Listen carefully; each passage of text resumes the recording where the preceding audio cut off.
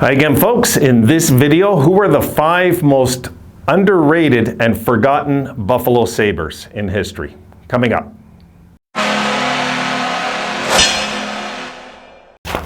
All right, guys. Now this one, shout out goes to Billy Bob Hobnob 101. Billy, I hope that wasn't your real name in school, or you must have got teased a lot. So Billy Bob Hobnob asked me for a video on forgotten good players.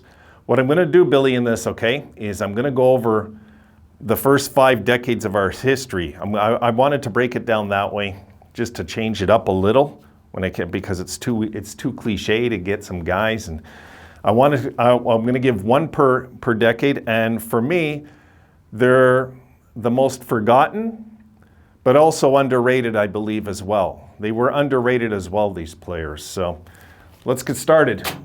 Let's take a look at this and get this on, guys. And I'm going to work my way from the 70s down, okay? Just to make it different, we're going to go top to bottom this time. So we're going to start in the 70s. And I'm going to give you a not only forgotten players, but I found underrated in their careers. All right, here we go. Here's the first clip. And I got Bill Height coming in as probably our most underrated player in the 70s. Now, a lot of 70s fans will say, no, he wasn't underrated. Yeah, he was when it comes down to just overall, like, recognition for as just how damn good this guy was. You know, he is probably my favorite Buffalo Sabres defenseman of all time. Really, I mean, and there's a lot of good ones. There was, you know, Schoenfeld and Korab and Housley, of course, we can toss in there. Like, there was really some good players. But this guy was like our Lidstrom. My God, he was just so steady. He never made mistakes on the ice, I found, ever. I honestly can't remember this guy costing us a game in his entire career. Really. And I'm not just being biased saying that. I really can't remember. Like, he was just so damn steady, you know? And he was so good. And I remember when I used to listen to the Sabres games on radio out here. And I'd always listen to the Habs when, you know, the Habs games. And I'd somehow be able to sometimes get Hartford, you know, on the radio. And I remember they had Dick Irving going off about Bill Height so many times, talking so highly of this guy. Just how underrated he is, and it's true. He was an underrated guy, you know, and you know what? I might get a Bill Height jersey one day. I just might. Okay, let's go to the second clip. Now I'm coming into the 1980s with this one. Here we go. And there you see Mike Ramsey, who, again, I could say all the same things I said about Bill Height, except Mike Ramsey was just, he was a member of that 1980 Miracle on Ice team, came into the NHL, guys, and he looked like a veteran right from the beginning, it felt like, really. I mean, you take a look at his first 13 games with us. Let me open it up because I'm not seeing it the way you guys are. I mean, you look at it, in 1979-80, he comes in, and in 13 games, he's a +9. I mean, you know, this guy just came right off the U.S. Olympic team and came right into the NHL. And take a look at his whole career. He had 1 season in the minus, just one. It was a -4 in 1994.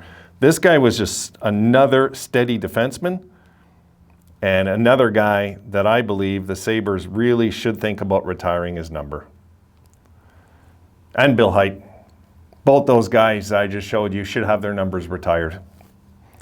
You know, I mean, Ryan Miller, I'm sure, I'm hoping that, you know, common sense prevails and some of these guys get their numbers retired. God. Anyway, that'll just drive me crazy if I start thinking it out. But Mike Ramsey was another stellar defenseman, great career. My God.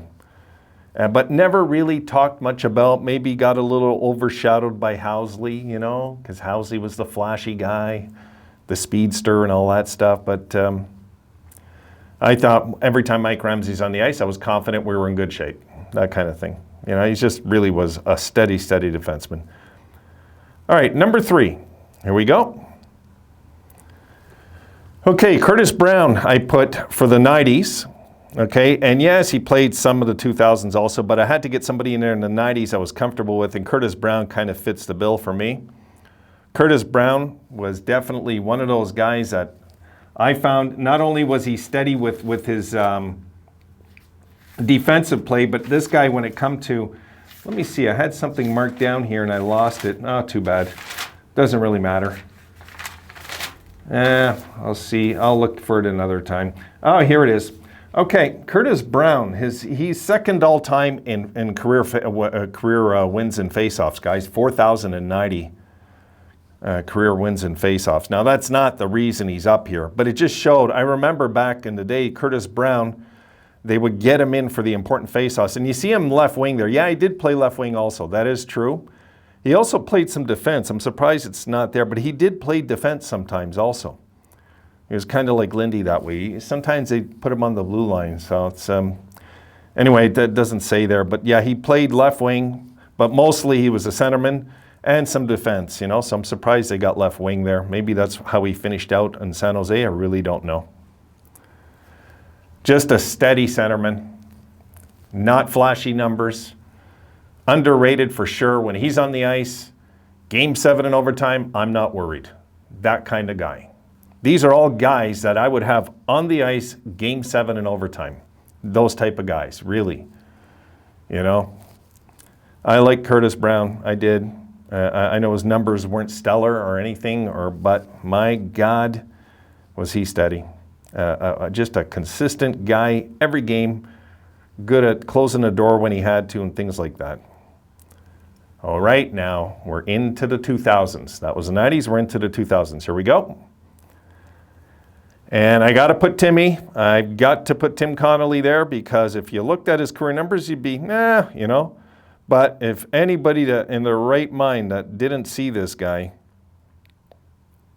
you know, in the 2006 era, especially in that 2006 playoff run, you know, it says there, right there, 8 games, 5 goals, 6 assists. He really did that in 7 games. That was just, then he got nailed early in the next game. Timmy was a special talent that never happened, but anybody that's seen enough Buffalo Sabres in their lifetime remembers what this guy was capable of on any given night, especially in that playoff run. My God, I'll just never forget him. Really, I'll never forget how damn good he looked. And it looked like all of a sudden that he was just blossoming into what we thought we got when we got him. And then the Schaefer hit. And he just never got that chance again to do that playoff again. That was a special playoff, guys. You remember when Connolly in the Game 1 in Ottawa, when he just chipped in that goal with 10 seconds left. Ah, God, I can go on and on. How he twisted the Flyers inside out in the first round. God, just brutal when we lost Timmy. I knew when Timmy went down was, uh-oh, we might not win the cup. Like, that's the first thought that came to my head too. Is that, uh-oh, you know, I wasn't expecting that. Okay, and in the 2010, between 2020 era, the 2010s era, here we go. I put Marcus Foligno because I thought he was maybe, I say unappreciated by our franchise, really, to let him go. And if you take a look, guys, look at this year's numbers. He's having a career year this year. Imagine, you know, he's played all those years and he's having a career year this year. And yeah, he's still slamming bodies all over the place. I had to get somebody like that in there because in the 2010s era, there wasn't much to pick from, and there's no way I'm picking Jack or Sam. I mean, come on, they were, if anything, they were over appreciated. I mean, you know, come on, this guy, we just let him go, and he was the type of guy that we really should have hung on to, I felt, and this year is not proof. I don't know what is, you know. That's the 5 I came up with, 1 per decade. I might have missed, I might have not, you know, I just can't recall, but I could tell you, Billy, I mean, you know, losing the, you know, when Connolly went down, that's something I'll probably never get out of my head, really. Just so unfair it happened to him. The guy, we already knew that he had head issues. And there he was, you know, it's like, All that suffering, and there he was, center stage, leading the NHL in playoff scoring, and goes down. It's like, oh my God, and that was it, you know. But yeah, losing Foligno was a mistake. Simple as that. I mean, we needed to keep guys like this. Obviously, guys, we could sure use him next game. I'll tell you right now. All right, I got another video to make, and I'm calling it a night. I'll see you in that one, guys.